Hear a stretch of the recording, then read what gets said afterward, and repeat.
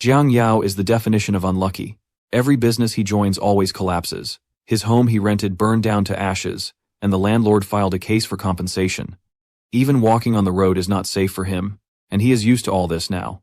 One day he came to an abandoned ancient house, his family's ancestral home, and he decided to live in this haunted place for a while. But the condition of the place is so bad it feels like it could collapse any time. He recalls his grandpa used to live here until he passed. The furniture is completely rotted, and with just one touch it breaks apart. Jiang Yao has to adjust until his finances get better. That's when a voice called him, "Get out." Jiang Yao, scared, scanned his surroundings and thought he might have misheard something. But suddenly a ghost jump-scared him, making him step back in fear, and the ghost girl started chasing him to kick him out of the house. Jiang Yao ran faster from room to room, soon realizing the ghost was just making him run to the exit. Well, it's not like he didn't want to exit the house, but the house is so big he just got lost playing Maze Runner, with the ghost tailing him to get him out. He stopped at one place to take a breath, but his spoon got caught, and the chase continued. The trail stopped at a wardrobe, and deciding to hide inside, he opened it. He and the ghost girl were suddenly caught in the light that came from inside the wardrobe. Later, he woke up in the middle of the road, and then the system displayed Game Start, with his objective being to escape every possible way from the scene. Jiang Yao was confused where the voice of the game was coming from when suddenly someone grabbed him by the collar. The furious girl called out to him for messing up. Jiang Yao identified the girl as the same ghost who was chasing him earlier and thought she was cute. The girl introduced herself as the Jiang family's guardian spirit. According to tradition, the guardian spirit protects her family, but since Jiang Yao didn't have the family's heirloom, the girl didn't want to believe he was a family member. A guard called out to them from a distance, asking for the school uniform, and even though the girl was a spirit, the guard was able to see her. The system congratulated Jiang Yao for unlocking the wardrobe and told him to choose a suitable outfit, also warning him not to get caught by anyone or he would face an unbearable ending. The guard now came even closer, and Jiang Yao opened the wardrobe and summoned 2 school uniforms, only to realize both were girls' uniforms. The spirit girl changed her outfit in a flash, but the sharp guard stopped her and mistook her for someone from Class 3, warning her for wandering around. Jiang Yao, watching from the side, realized the plan worked and decided to put on the uniform. Soon, the guard called him to come out in front of him. Jiang Yao stood wearing a girl's uniform. The guard, now shifting into a demon, recognized that the boy was fooling him by putting on a girl's uniform. Jiang Yao quickly made some changes, and now he looked like a cutie girl. Yeah, but I personally don't know how he made his chest bigger. The demonic guard became normal again, and told both of them to get inside the school. Walking through the corridor, Jiang Yao realizes the hair clip can even change gender, and he starts cooking up business plans for the Americans. They soon reached Class 3 of the third-year seniors. Inside, the teacher stood with a whip and ordered them to take their seats before the bell, and her whip did its job. As our duo took their seats, the teacher stated the school rules, the 5 and O's, written on the board, perfect to make a person a nerd. Jiang Yao found it odd to have an entire rules session. After the session, as they headed to the dorms, the spirit girl asked Jiang Yao what would happen if they didn't follow those crappy rules. The answer was given by someone unknown, telling them something scary might happen. In front of them stood 2 girls, a small one and a bigger one. After confirming our duo as players, the big girl invited them into her room. Inside, the girl revealed the identities of other players in the school. Realizing she knew so much, Jiang Yao asked her how long she had been there. She told him it had been 5 days, but they were stuck on day 1. The pink-haired girl revealed that they were trapped on May 30 and the same day repeated over and over, which kept repeating over and over again. Judging from the pink-haired girl's silence from earlier, the spirit girl had first thought she couldn't talk. Suddenly, a girl entered, recalling the no whispering rule from earlier.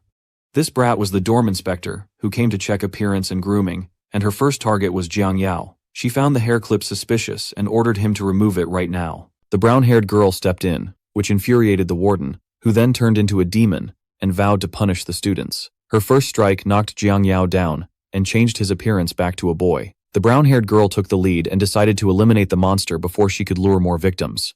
Jiang Yao wondered how they planned to defeat the monster, and soon realized they had weapons, especially the pink-haired girl's doll, which bit the warden's left hand. Deciding to take Jiang Yao first, the warden attacked, but the strike landed on something. It was a wardrobe, Jiang Yao's weapon. Yeah, the wardrobe saved his ass today. Then the system informed Jiang Yao about the sections he had unlocked. And from the looks of it, the wardrobe needed to be unlocked separately. In front of him appeared a spin roulette. and Jiang Yao got 2 chances to draw a lottery for teaming up and successfully eliminating the warden. Back to the brown-haired girl who was wondering if her clothes would reset after the day ends. Linlin, the pink-haired girl, apologized for not being much help. They both came close to each other, enough for the squeeze, and were having their moment. Just before they got ready to roll, Spirit Girl separated them, stopping the fun. She was angry at Jiang Yao for not contributing in the fight. Just as Jiang Yao emerged from the wardrobe, he got smacked by her kick. Then she spotted a woman's bra on him and started beating him up, calling him a pervert. Afterward, he called out to the brown-haired girl and offered her a new uniform. It was a nurse's uniform, and with this she could now move freely in most areas of the school. Linlin blushed, seeing her partner as the nurse. Looking at Jiang Yao, she realized he was a support type, but Jiang Yao kept thinking about the bra in his hands and wondered if it gave the effects he was dreaming of. He told them to try checking the effects, and after trying them all, they found no results. Only one person in the room was left to try it out, so Spirit Girl forced him to wear it. Later, the nurse decided to investigate the school since she could stroll freely now. Linlin urged her to take her along, and just as the scene started heating up, it was interrupted with a loud noise. The door broke open, and Jiang Yao, now in girl form, came out with Spirit Girl, though in a weird position.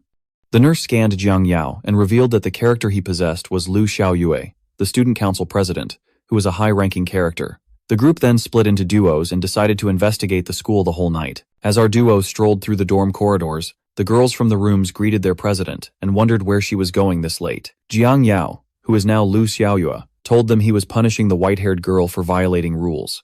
The students immediately threw shade at the Spirit Girl, making her angry, and every girl in the dorm clung to Lu Xiaoyue like she was a celebrity, even offering her chocolates and cookies. Jiang Yao realized Lu Xiaoyue's popularity was off the charts. She then told everyone that she would be late, and the students complained about the teacher not letting Lu Xiaoyue rest. Soon, they greeted the council president goodbye. Jiang Yao realized the powerful students could bend the rules. Soon, our duo reached the student council office. The Spirit Girl urged Lu Xiaoyue to go investigate alone, while she headed to the other side to investigate herself. Here we came to know the Spirit Ghost Girl's name. It's Shen. Inside a room, a young teacher was sitting alone, and as Lu Xiaoyue entered, he asked her to help with sorting. Following orders, Lu Xiaoyue started doing her job, but suddenly the papers fell from her hands, and the reason was the guy who hugged Lu Xiaoyue from behind. The boy thought she was desperate since she came early, and Jiang Yao realized the relation between these two.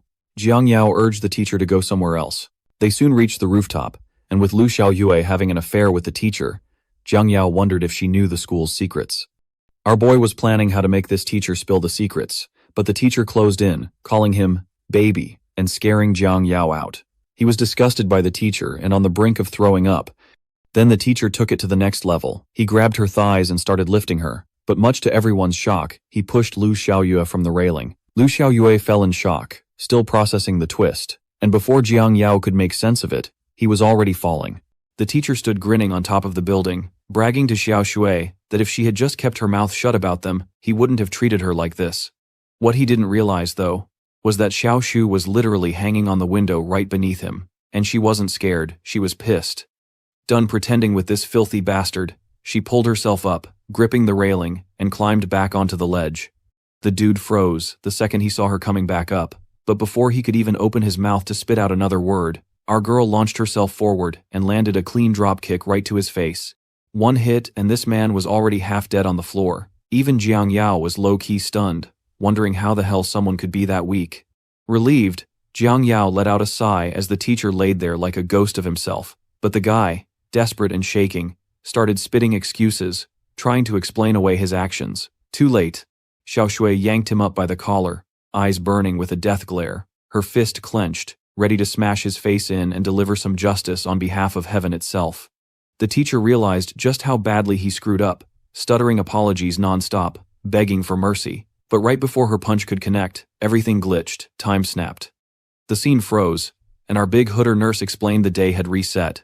Lying in front of her, Xiao Shui listened as the nurse reminded them that the reading session would kick off at 6:30 a.m., so it was the perfect time to swap whatever info they'd gathered. The nurse had spent the whole night sneaking around the infirmary, digging for clues, but came up with nothing. So, she decided today she'd get close to the students instead, and fish for details that way. From the top bunk, Xiao Shui suddenly called out to the girls, saying she'd actually discovered something. Once she spilled the whole story, Shen's blood boiled. She was furious at that scumbag professor and swore she'd tear him apart. Linlin, on the other hand, broke into tears, convinced that the poor girl had been forced. Maybe at first she'd been lured in by his looks, but it was obvious she'd been trapped. The nurse agreed, saying any romantic thing between a teacher and a student wasn't just messed up, it was completely unethical. Then Jiang Yao, who carried Xiao Shui's memories, added that the girl had realized way too late what was happening to her. She had actually tried to seek help, but that bastard silenced her for good. Hearing that, Jiang Yao pushed back his chair, ready to go beat that piece of shit again. Shen and Linlin wanted in too. They both were dying to throw hands on that creep. But the nurse quickly shut them down. She reminded the girls they couldn't even leave the classroom without some kind of special status, so storming off now was pointless. Instead, she urged them to just head to class like normal, while she figured out a way to sneak them past later. Later that night, Xiao Shui walked straight into the scumbag teacher's office. The nurse's warning echoed in her mind. Stay calm. Don't cause a scene. She eased the door open, but before she could even step in fully, the bastard barked at her to shut it. Typical. She closed the door without a word. Then, with a plan already in mind, she loosened the rope around her neck and gave him a fake, seductive look, pretending she missed him. Inside, though, she was boiling rage, bubbling, every muscle itching to just smash his face in. The arrogant trash smirked, convinced she couldn't bear to leave him. Xiao Shui didn't waste a second. She slid onto his lap, letting him think he was in control. But the moment he relaxed, she struck, wrapping the rope tight and binding him before he could react. He tried to demand an explanation, but her cold, sharp slap cut him off instantly. God, that felt good. So guys, I urge you to slap that like and subscribe button immediately. Right then, the system congratulated Xiao Shui for making 10% progress and rewarded her with one new draw chance. Xiao Shui stuffed a piece of paper into his mouth to shut him up completely, wondering if beating this trash even more might rack up additional rewards. But first she wanted her prize. If it turned out to be a weapon, she swore she'd use it to beat the bastard 9 more times. The roulette wheel spun in her mind, ticking away before landing on an umbrella. Xiao Shui frowned at it for a second, then smirked, already wondering if she could turn it into a weapon. Her eyes flicked down to his main part, and a new idea sparked instantly. With the umbrella in her grip, she marched forward to finish the job. The teacher, panicked, tried to squirm his way out. Too late. He didn't make it, and his balls couldn't be saved. Later, somewhere else, Shen and Linlin took turns beating the scumbag, while Xiao Shui went to report their quest progress to the nurse. The nurse freaked a little, told Shen to stop, said at the rate she was hitting him, the guy might actually die.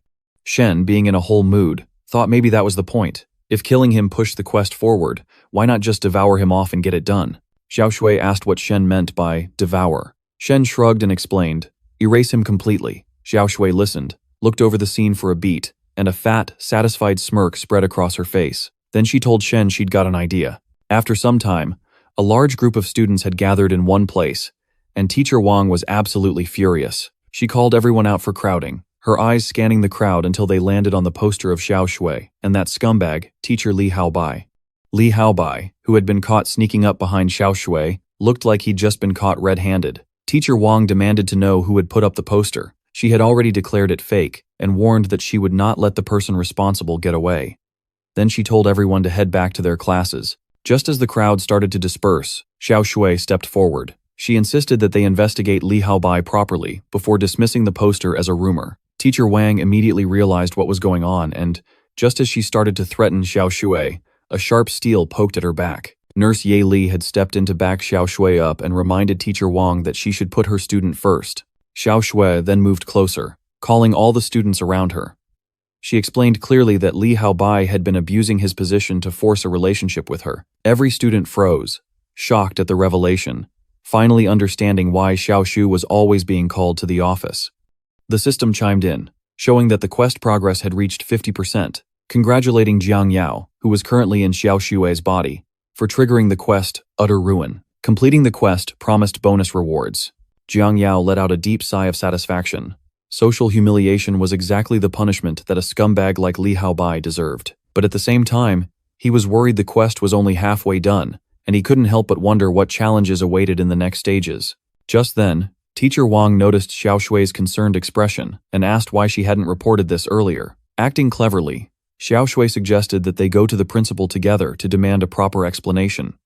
While following the plan, she subtly signaled to Nurse Yi Li to stay close, making sure everything went according to her plan. Soon, Teacher Wang led Xiao Shui down the corridor to the principal's office. The teacher told her to go inside and then lock the door from behind. Now Xiao Shui was completely alone in a dark, suffocating room. She already knew the principal had a shady reputation, but being here, in this heavy, silent atmosphere, was terrifying in a way she hadn't expected. Her mind raced as she wondered why the principal hadn't even bothered to turn on the lights. From somewhere in the shadows, a figure called out, her voice sharp and icy. "How could a responsible student like you cause this mess?" Xiao Shui froze, staring into the dark. The principal's words were calm, but there was something in them that made her skin crawl. As her eyes adjusted, she could finally see the principal's face, or what she thought was a face. It was monstrous, something no human should ever look like. The principal sat there, clearly enjoying herself, feeding off the fear of anyone unlucky enough to end up in this room. Just one look was enough for Xiao Shui to realize that this was no ordinary monster. This was one of the most terrifying creatures in existence. The monster spoke again, explaining the upcoming school competition, how the school could win an award, and warning Xiao Shui not to stir up unnecessary trouble. She added that Xiao Shui's future could be affected if she didn't comply. Xiao Shui, however, refused to back down. She said this wasn't a trivial matter, and that she wouldn't let it slide. The monster paused, almost impressed by her defiance, realizing that this girl wasn't going to give in easily. Then the monster's expression shifted into something darker and more excited. She decided to make Xiao Shui obedient by force, and immediately sent her little victim demons after her. They grabbed Xiao Shui tightly, refusing to let go. As she struggled, Xiao Shui realized these were the same group of players she had seen earlier. In desperation, they tried climbing the walls to escape. But it was useless, they were caught again. Probably to be turned into monsters like the others. Xiao Shui glanced at the door and realized that no reinforcements had arrived yet. If nobody came soon, she would have no choice but to summon her wardrobe and hide inside, hoping it could protect her. Before she could make a move, the door exploded. Our cutie Shen was the one responsible, furious about having no spiritual energy in this garbage world. She had blown through over 10 talismans, and only one had actually worked. Shen swooped in, grabbed Xiao Shui, and made a run for it. The principal stayed behind, screaming, shocked and furious, trying to figure out who this girl was who could make such devastating blasts. As Shen and Xiao Shui dashed through the school corridors, the ghosts sent by the principal chased them relentlessly, their eerie presence pressing closer with every turn. Shen realized just how quickly things had escalated and how badly this was going to end. So many ghosts trailing them wasn't just a problem for the two of them, it meant danger for Nurse Yi Li and anyone else caught in the way. The thought gnawed at Shen, knowing they might have dragged innocent people into this mess. Taking charge, Xiao Shui urged Shen to head for the rooftop. Without hesitation, they sprinted upward, and soon enough, every single ghost was lured onto the roof. Among them were not only the faceless spirits but also the trashy Teacher Wang and that scumbag Hao Bai. The moment Xiao Shu appeared, Teacher Wang confronted her directly, accusing her of stirring up trouble for the school right when the important competition was around the corner. She even tried to defend Hao Bai, insisting he was a kind, good-hearted person. The way she spoke of him almost made it sound like she'd had more than just professional ties with him, like she had already shared a few private rounds with that slimy scumbag. While this was happening, Shen was quietly preparing another talisman, already planning to blast Hao Bai's head clean off to end things once and for all. But just as she was about to act, Xiao Shui intervened and stopped her, telling her not to waste precious talismans. In Xiao Shui's mind, there was another way. She thought it would be better to submit and apologize directly to the principal. As the school nurse, Ye Li had authority, and that way Shen and Linlin could still manage to survive until the next cycle. And Jiang Hao, at worst, could hide in his wardrobe until it was safe. But this logic didn't sit right with Jiang Yao, who was silently burning with anger. The thought of Xiao Shui lowering herself to admit guilt, especially when she was in the right, was infuriating. Why should she be the one to bend? Why should she carry false blame? Instead of backing down, Xiao Shui decided to flip the script and draw all the attention on her own terms.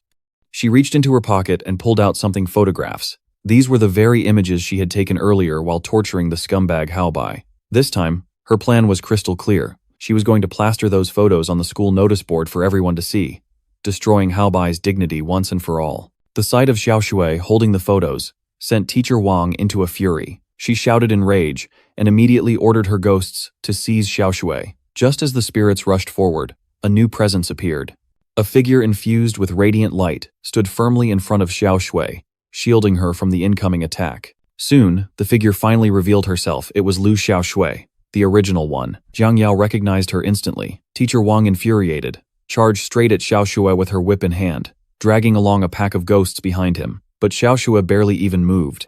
With just a single snap of her fingers, every demon and even the teachers were wiped out instantly, like clearing trash out of the way in seconds. The spirit girl stood there in absolute shock, realizing just how powerful this grudge was. This was the true original Xiaoxue. As she stepped closer to Jiang Yao, who was disguised as Xiaoxue, Shen panicked. She shouted at Jiang Yao to run, warning him that he was facing the strongest ghost in this entire world.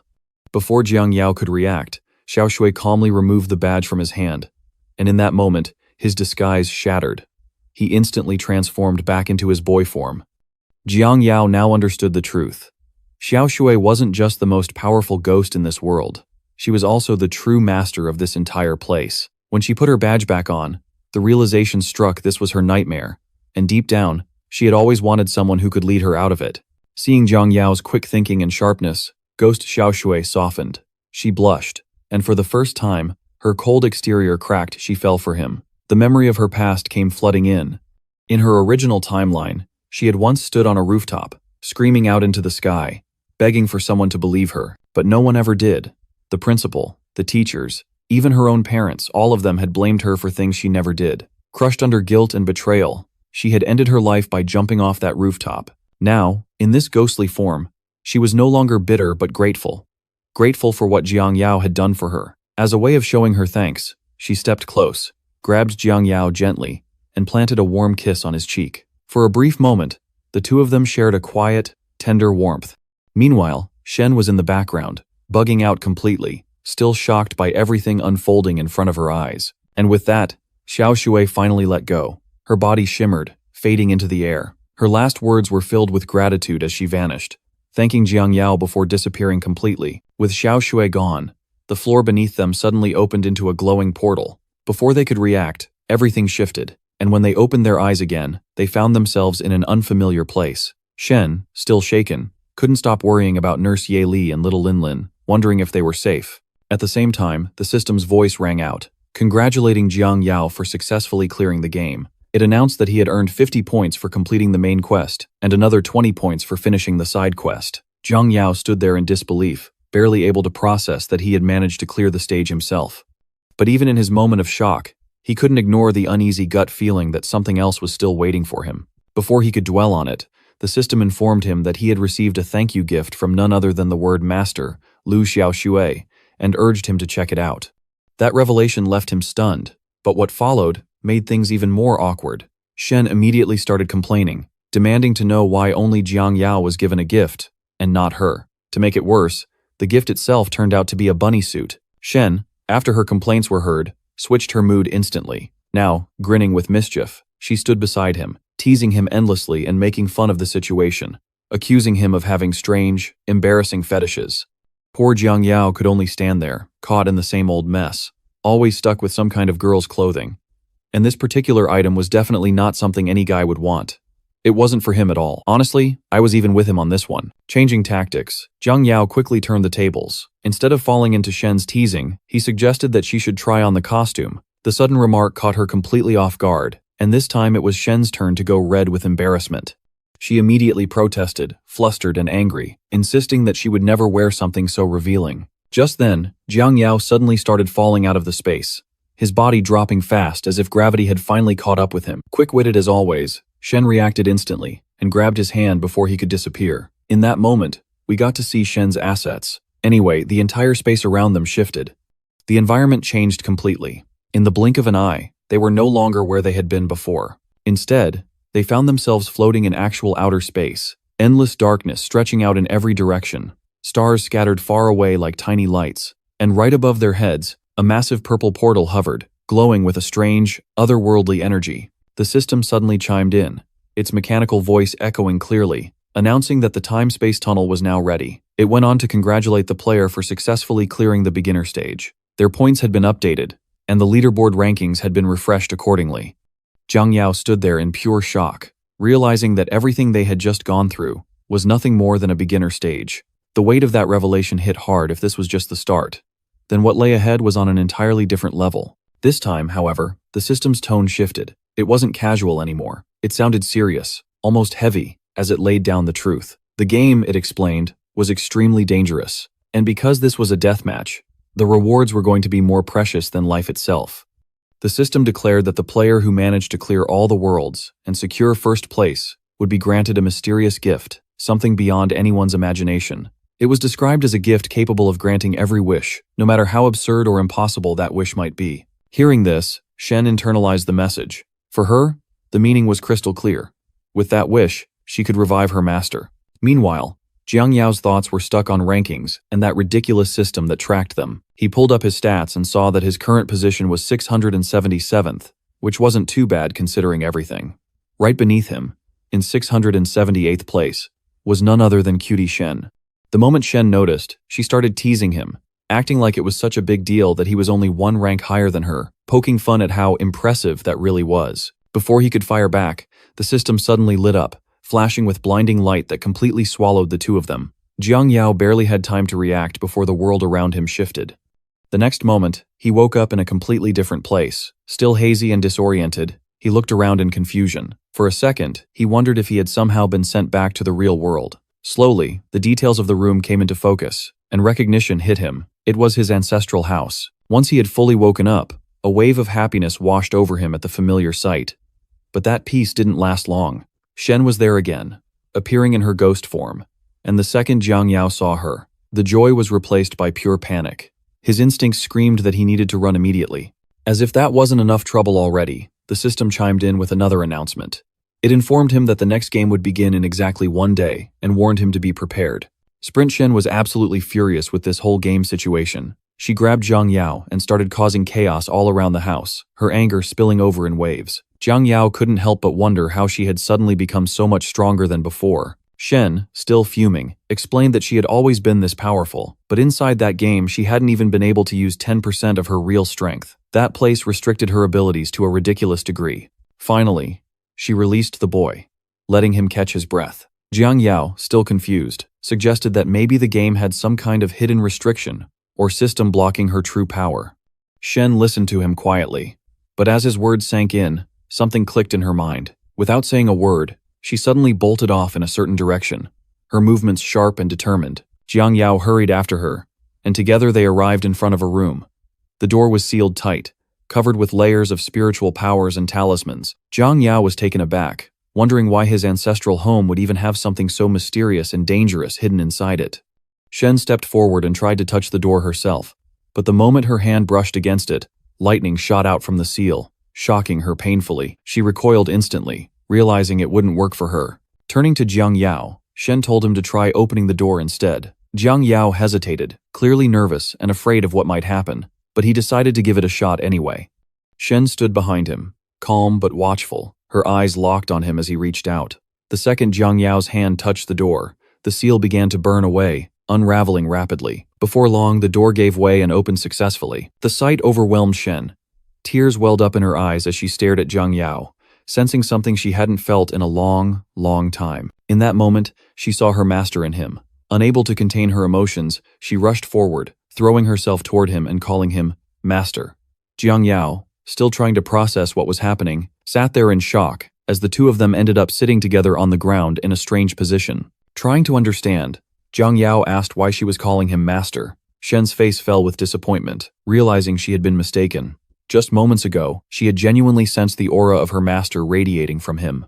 The boy asked again what she was talking about, but instead of explaining, Shen stood up, brushed herself off, and kept it to herself. She understood now that Jiang Yao was simply a descendant of her master, and it was only natural that he carried faint traces of his aura. She quietly berated herself, thinking how foolish she had been to misunderstand something so simple. Meanwhile, Jiang Yao was staring at something written right in front of him. The words clearly wrote, "Seat of the Jiang clan patriarch, Jiang Yao."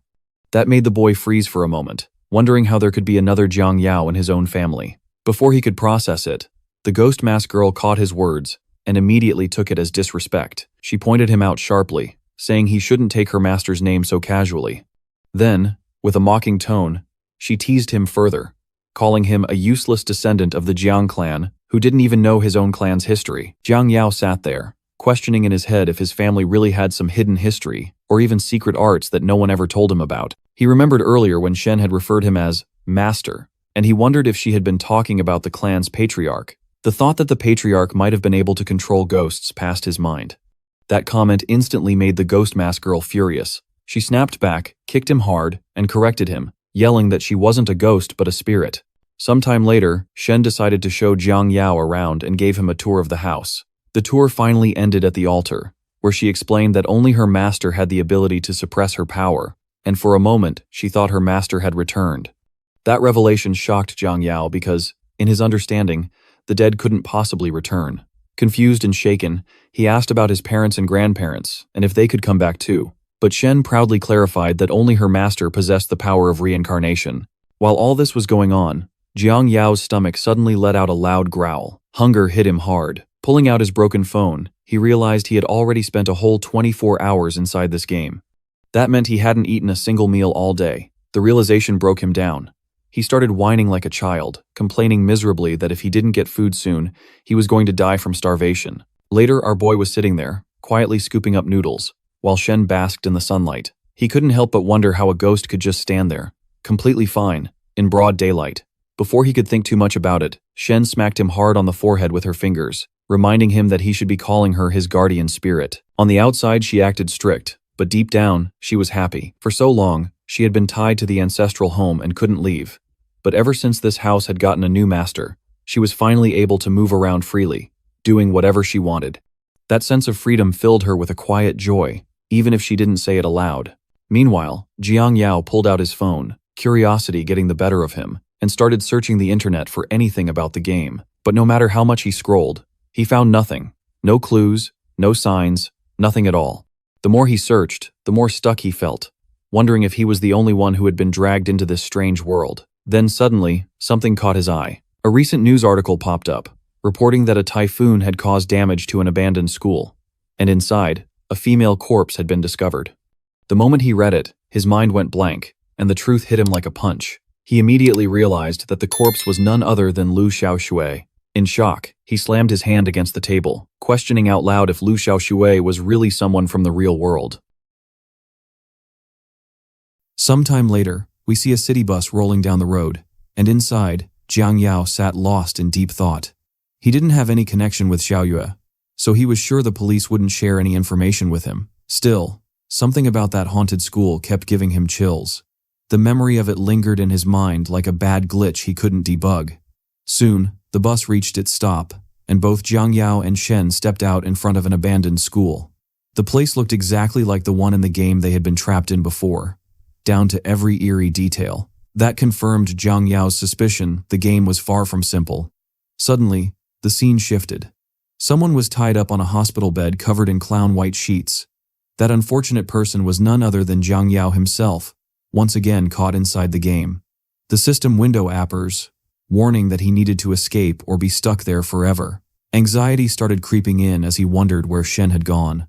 On top of everything, the room around him looked disturbingly like a psychiatric hospital. The sterile air, flickering lights, and faint echo of footsteps made his skin crawl. As his uneasiness grew, something started moving in the background. A shadowy figure slowly stepped forward. It was a nurse, preparing an injection as she approached his bed.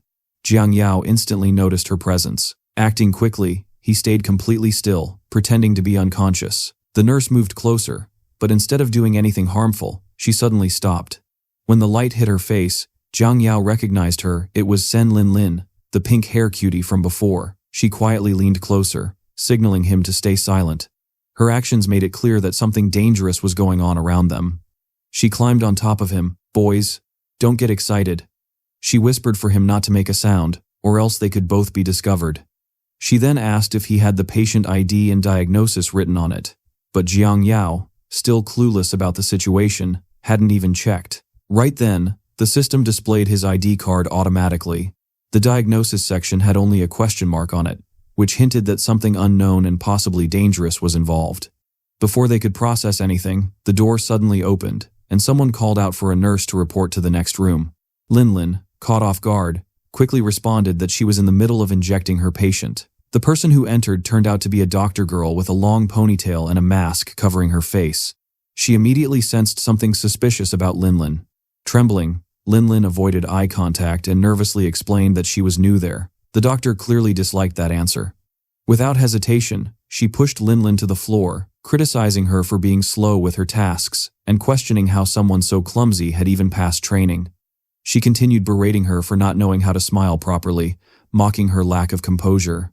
Then, without warning, the doctor snatched the injection from Linlin's hand. Linlin started crying helplessly as the doctor pressed the needle against her neck and injected her. Jiang Yao tried to help, but the bandages around his body were so tight that he couldn't even move. The doctor coldly told Linlin that this was her punishment before walking toward the door, reminding her to keep smiling because in this place, those who didn't smile wouldn't stay happy for long. As soon as the doctor left, Jiang Yao quickly turned to check on the girl, worried about her condition.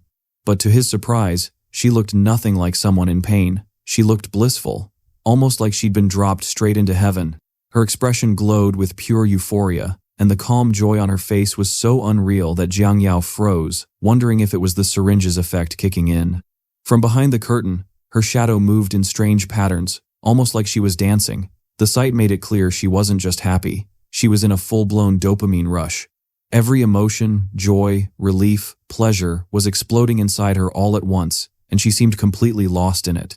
Her body started reacting on its own, moving in odd, uncontrollable ways as if her brain couldn't handle that much happiness at once. She almost looked like she had an OGSM, if you know what that means. After some time, Linlin appeared again, her expression calm and steady, though there was still a faint trace of joy on her face. She stood in front of Jiang Yao, who, despite everything, couldn't hide his concern and asked if she was really feeling okay. Linlin smiled softly, looking all cheerful and docile as she began to explain that in this hospital, everyone had to smile, no exceptions. If anyone failed to, they would be punished. The syringe used earlier wasn't some harmless shot either. It was meant to trap victims in hallucinations, forcing them to keep smiling uncontrollably, no matter what they actually felt inside. She then turned to Jiang Yao and asked if she had done anything strange earlier. Of course, she had, but Jiang Yao, not wanting to make things worse, decided to keep quiet and simply shook his head. Just then, the clock on the wall ticked, signaling that it was already 6 p.m. Linlin realized it was time to take the patients outside for their routine. Almost immediately, the belts restraining Jiang Yao loosened on their own, releasing him. Linlin, now in full caretaker mode, quickly pulled out a wheelchair and rolled it over beside him. With a gentle smile that didn't quite reach her eyes, she told him to get in, mentioning that since she was assigned to attend to him today, he would be under her care for the rest of the evening.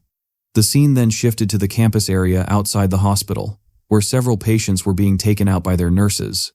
The nurses were busy lecturing them about the importance of keeping a cheerful smile, acting like positivity itself was part of the treatment. Jiang Yao, clearly annoyed, silently cursed the hospital under his breath while glancing around. Then, he whispered to Linlin and asked what the next plan was. Linlin replied quietly, saying that he was currently registered as a plastic surgery patient and his surgeon was Yahello. Yeah, the big girl. She mentioned they were heading to meet her next. But before that, there was one thing she wanted to ask first. She paused and leaned closer to him, lowering her voice even more. She asked him about the new item he had. It was something she was curious to try herself. Later, the scene shifted to the hospital lounge, where Linlin tried on the outfit Jiang Yao had given her. She looked absolutely stunning, every bit like someone out of a dream. Even Yahello, the tall, big, and confident one, decided to try it too, and she ended up looking just as incredible, totally owning the look in her own way. Then came Shen, their adorable little chaos magnet, who also wore the outfit, still flustered, started complaining about how it had no magic effects or hidden powers. Guys, comment down your favorite one. As for me, I will prefer them all at once. Shen tossed the tail toward the boy, hitting his head. She called it a crappy outfit before carelessly throwing it out of the room. Jiang Yao, annoyed but determined, decided to go and retrieve it. However, just before he could reach it, someone else picked it up first. That's when a new girl appeared, blonde, cute, with that shy look and one finger resting near her lips. She held the tail gently, tilting her head a little as she stared at it, her expression soft but unreadable. Jiang Yao paused for a moment, confused about why she wasn't smiling like lunatics here. He asked her to return his item, but instead of handing it back, she gripped it even tighter, as if refusing to let go. He tried again, curious whether she actually liked it or was just being stubborn, but the girl remained completely silent, not uttering a single word. Jiang Yao realized he didn't even know who this girl was, and the situation was risky. Letting anyone unfamiliar get close could expose their group. After a short hesitation, he decided it wasn't worth the trouble, so he told the girl to keep the thing to herself. Just then, an announcement echoed through the hospital, informing patients that the outdoor hours had ended and ordering everyone to return to their rooms immediately. That was pretty bad news for Jiang Yao. Other than trying on some clothes, his group hadn't managed to do anything at all, but since only patients were required to head back, it meant Linlin and Yi Li could still move freely inside the hospital. Turning away, Jiang Yao told the girl he was leaving and that she should return to her room before anyone saw her. But to his surprise, she suddenly grabbed him from behind in a tight bear hug. At the same time, Shen was secretly peeking from her own room, clearly jealous of what she saw. Jiang Yao noticed her strange behavior and asked if something was wrong, but the girl stayed completely silent, her eyes fixed on the him. The mute girl eventually let go of Jiang Yao, but instead of heading back, she followed him like a ghost stalking its next victim. When he reached his room, he once again told her to go back to her room, but the girl stepped right inside his room, as if she hadn't heard a thing. Before he could say anything else, a nurse shouted from down the hallway, reminding them that the rooms were meant for single occupancy. The very next second, the nurse's head came flying across the corridor, her scream echoing like a banshee. Jiang Yao froze at the door, panicked and pale, but the blonde girl stood completely calm, her expression blank, almost emotionless. She stared directly into the ghost's eyes, and that single glare was enough to make the ghost break into a cold sweat before bolting away in fear. Jiang Yao stood there, still trying to process what had just happened. His thoughts spiraled, suspecting that maybe the nurse had been terrified of this girl, and perhaps she was something far more dangerous than she appeared. They both entered his room, but deep down, Jiang Yao already knew the night was not going to be peaceful. As he sat onto the bed, the blonde girl got right beside him, clearly signaling she wanted to sleep there too. Being the gentleman he was, he decided to sleep on the floor instead, letting her rest comfortably. He lay down on the cold tiles, while the girl silently watched him from behind. Sometime later, she lay down as well, curling around him from the back with another soft bear hug. Jiang Yao had no idea what this girl's deal was, or what she really wanted. A part of him feared that something bad was going to happen tonight, and remembering the earlier scene with the nurse only made that feeling worse. He told himself to stay alert, but exhaustion hit harder. Eventually, sleep won. Out of nowhere, pain shot through his body. He woke up in panic, realizing he was bound by glowing red chains that felt alive. They pierced straight through his body, burning and draining something from within him. His mind went blank, and as his strength started fading, but suddenly someone grabbed the chains and tore them apart with ease. Jiang Yao looked up, his eyes wide, and saw the same blonde girl standing there, but she was nothing like before. The shy, quiet girl was gone. Her yellow eyes now burned crimson, her expression fierce and confident, her entire presence radiating power. She stepped on the final chain and shattered it completely. Jiang Yao collapsed to the floor, landing hard, but he barely felt it. He was too lost staring at her, completely frozen as she stood over him, radiating that overwhelming, dangerous energy that made him realize he was facing something beyond human. As the girl's shadow loomed over him, Jiang Yao was still trying to figure out who she was, but before he could think, she grabbed his collar and pulled him close, her eyes filled with disgust as she coldly called him trash on his face. Before he could process what was happening, her right hand moved with killing intent, aiming to end him in one strike. In pure desperation, Jiang Yao summoned his wardrobe, which landed perfectly between them, separating the two. He instantly opened the door and slipped inside, hoping this weird escape trick would save him again. His heart pounded as he crouched inside, praying it would work. But to his shock, the girl's hand gripped the door before it could close. The look she gave him sent cold sweat running down his face. Trembling, he tried to shut it manually, mentally begging the system to close it automatically, like it always does. After a short struggle, the door finally clicked shut, and Jiang Yao fell backward, completely drained. When he looked up, the girl stood over him with a twisted grin, mocking his pathetic attempt to hide. But before she could finish him, something behind Jiang Yao caught her attention. In the corner of the wardrobe lay a bunny suit, the same one from earlier. The moment she saw it, her entire body froze. Jiang Yao noticed the sudden change and quickly figured out that the suit had something to do with her.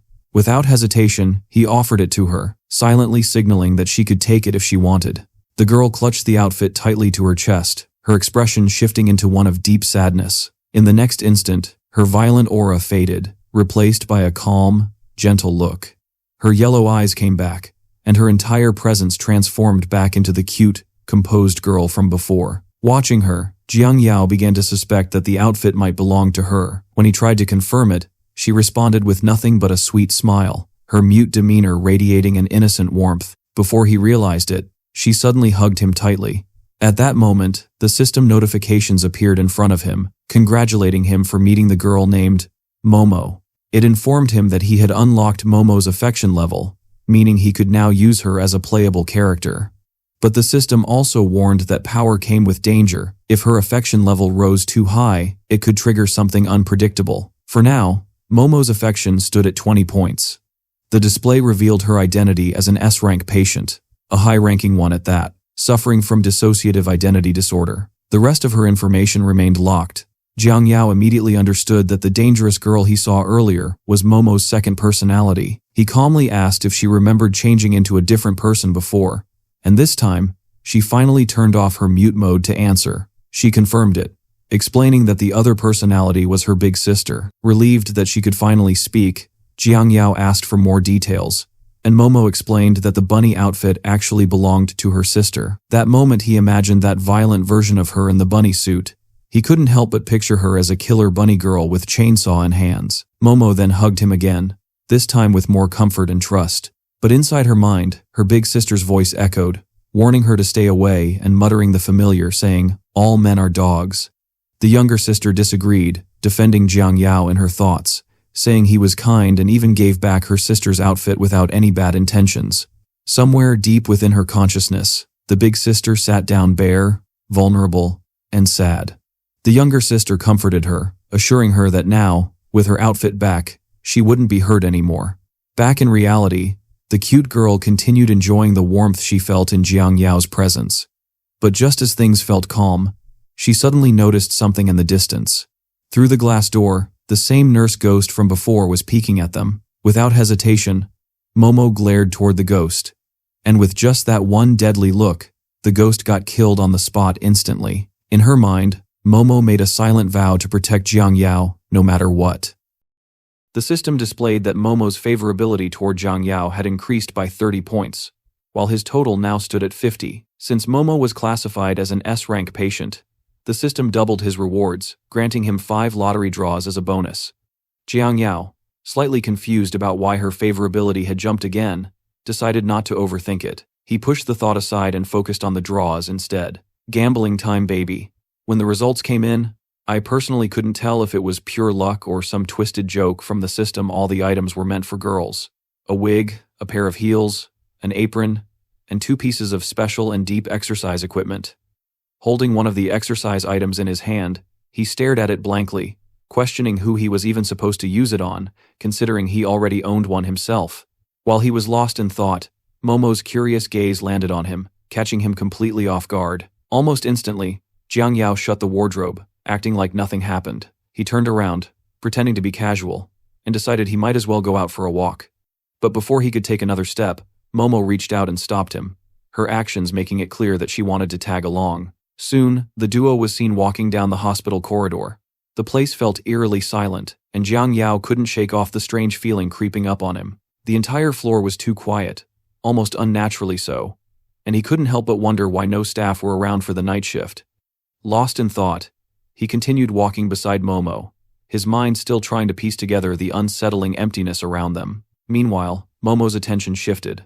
From the corner of her eye, she caught the faint outline of a shadow moving behind them. Turning slightly to get a better look, she spotted a nurse trailing at a distance. But there was something off about the figure. It didn't move like a human. It was sneaky, twisted, and clearly something else entirely. From the way it lingered, it was obvious that it wasn't just a person working late. It was another one of those ghosts disguising itself under the nurse's form. Without hesitation, Momo acted. Channeling her strange energy, she slashed through the air, releasing red streaks that cracked through the hallway like sharp fractures in glass. The job finished before Jiang Yao even realized what had happened. Within seconds, the ghost was gone, completely obliterated, while Momo walked calmly as nothing happened. If there is any lady version of Hitman, MOT, it will be Momo anytime. Let's fight in comments. Soon, the duo arrived at the hospital's reception desk, searching for any useful information. Grabbing a stack of papers scattered across the counter, Jiang Yao decided to investigate on his own, since there was no one else around. As he flipped through the pages, his expression tensed. Each document turned out to be a psychiatric case file from the hospital, and the titles alone were disturbing. One file detailed a psychopath who ate his own flesh, while another described a patient who constantly claimed to be dead. Reading through them, Jiang Yao felt an uncomfortable chill crawl up his spine. Lost in thought, he couldn't help but wonder what kind of illness he might have himself, since nothing about his body felt wrong. Frustrated by the thought, he clutched his head, trying to shake it off. While he was buried in his own confusion, Momo's focus shifted to a nearby computer. She quietly stared at the monitor, as if it had caught her attention.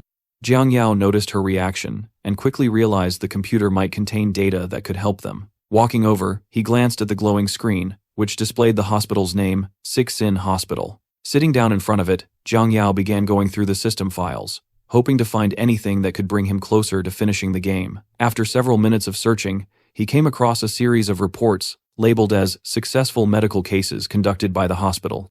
One described a skin graft patient who had successfully treated even with 90% of her body burned. Another detailed the country's first brain transplant. The third report focused on a patient who had supposedly been cured of a condition involving 8 distinct personalities.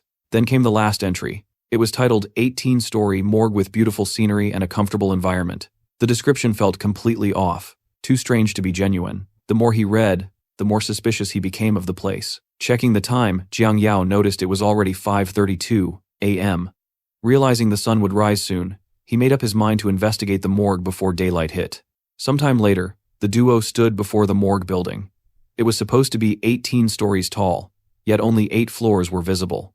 Jiang Yao wondered if the rest could be underground. Just as the thought crossed his mind, he noticed a faint silhouette of a girl running past one of the windows, running towards somewhere. He approached the door and found it surprisingly unlocked. Turning back to ask Momo if she was coming along, he saw her staring blankly in a fixed direction, completely lost in thought. Realizing she might not be ready to handle whatever was waiting inside, Jiang Yao decided to go in alone. So, he told her to wait outside while he took a quick look and came back shortly. But as he stepped forward, Momo clutched her chest and hesitated for a moment. Then, gathering her courage, she decided she couldn't just stay behind. Without another word, she followed Jiang Yao into the morgue. As they stepped into the morgue, darkness swallowed them whole. The air was cold, heavy, and reeking of disinfectant. Jiang Yao squinted into the dim corridor, trying to figure out where the elevator might be. Behind him, Momo walked quietly, her small hand tugging at his shirt for comfort. But something felt off. Jiang Yao froze when he noticed the curtains ahead earlier. They had been open, yet now they were tightly drawn shut. A chill crept up his spine. Before he could make sense of it, something moved in the shadows. Panic shot through him as his leg was suddenly caught by blood-stained straps wrapping around his ankle. Momo instantly tried to use her powers, her eyes glowing faintly, but the magic fizzled out like a dying flame. She clutched her head in pain, trembling, unable to focus. Jiang Yao turned to her in alarm, wondering what was happening until a figure emerged from the darkness. It was a woman, or rather, half of one.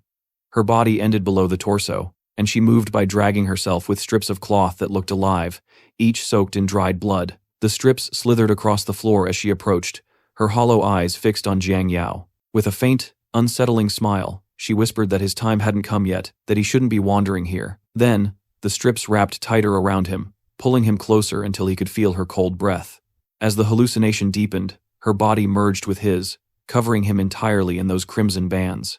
Her voice echoed in his head, saying that once his treatment was finished, he would be coming here anyway. Sometime later, Jiang Yao slowly regained consciousness, his vision still hazy from the earlier encounter. A faint humming drifted through the air, a soft, eerie tune that echoed around the morgue.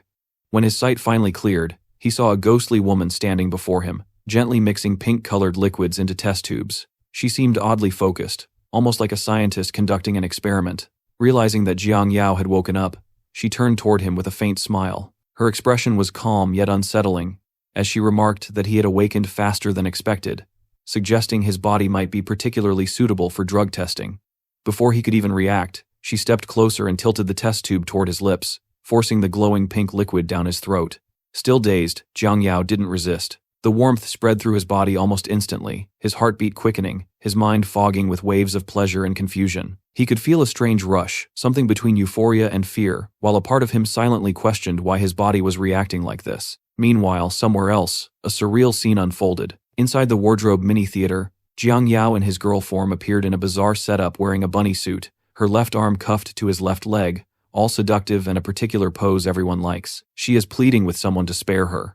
But none of this was real. It was all happening within the spirit girl's dream, where she mumbled in her sleep, smiling as her imagination played out.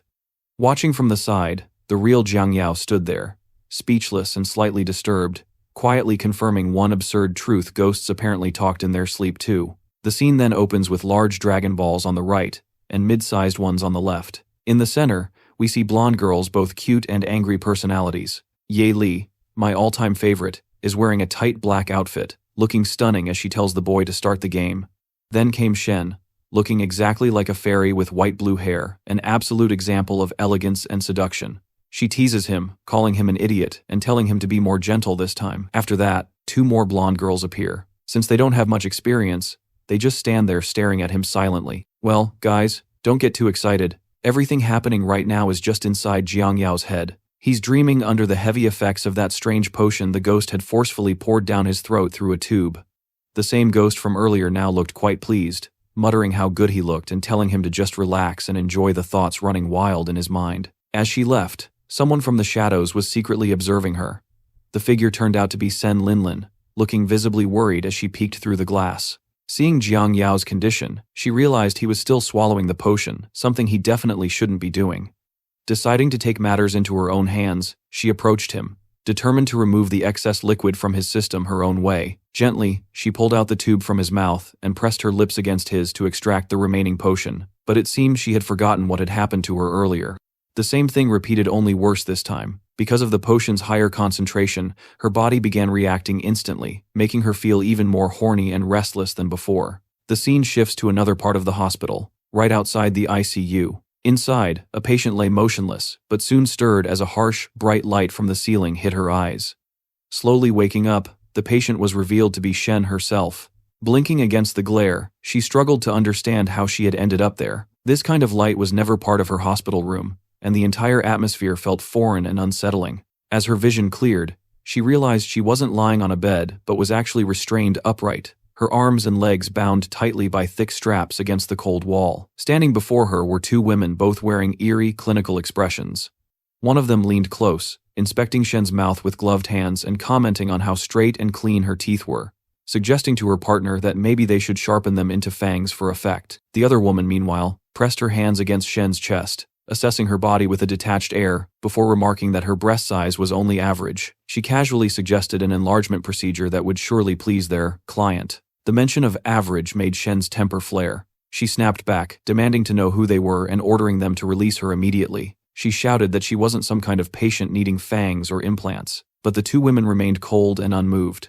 One of them picked up a sharp metal tool, holding it just inches from Shen's face as she calmly explained that they were fully aware she wasn't a patient. They were simply following their client's request because to them, Shen wasn't a person anymore. She was just merchandise. Shen froze, mind scrambling as those lunatics kept calling her merchandise and whispering about a client. One of them moved the blade closer, speaking with sickening calm about how it would all be over soon and how to do surgery without it being a pain specialty.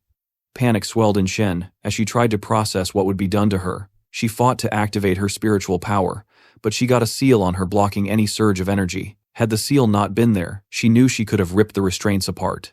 The two women kept taunting her, poking the wall beside her, giggling as if this were a game. Then, without warning, Shen felt a change deep in her body. The invisible seal began to burn. Heat flared under her skin as the bond that had caged her power started to fray and disintegrate. In an instant, a violent red aura detonated from her like a snapped wire, filling the room with a pressure that made the air taste metallic. Her eyes opened. The familiar gentle blue was gone.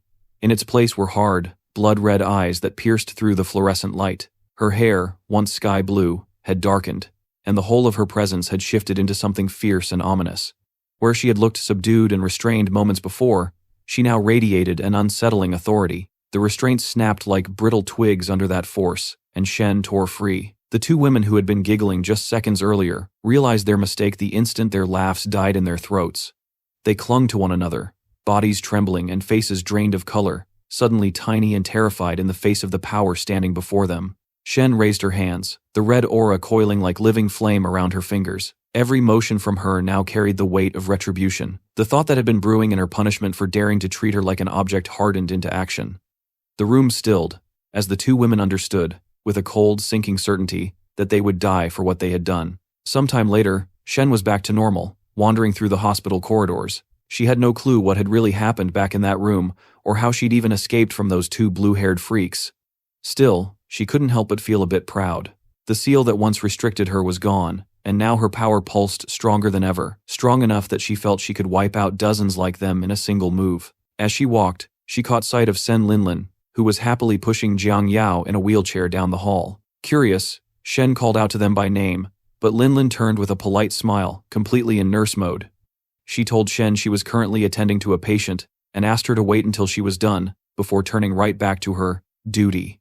It was almost like Linlin had forgotten everything, her expression blank yet cheerful, as if she truly believed she was a nurse now. Shen stood there, uneasy. Something about this felt off. That's when Jiang Yao, sitting in the wheelchair, suddenly shouted for help. Tears welled in his eyes as he cried out that Linlin's memories were scrambled, that she genuinely thought she was a nurse. Realizing the seriousness of the situation, Shen immediately pulled out her magic seals, telling him not to panic. Flames burst to life in her hand, and with one precise flick, she burned through the restraints around the wheelchair. She quickly ordered Jiang Yao to hold Linlin down before she could cause a scene and draw attention. But before he could even move, Shen lunged forward herself. She pinned Linlin to the ground, trying to subdue her. Linlin, still deep in her delusion, looked up calmly and addressed Shen as if she were her patient, telling her to relax and take deep breaths. Just then, Jiang Yao approached them and froze at the sight. Shen, practically on top of Linlin, the two tangled on the floor. He stammered awkwardly, asking if he had walked in on something he shouldn't have. Shen's patience snapped. She glared at him, shouting at him to quit standing there and help her already.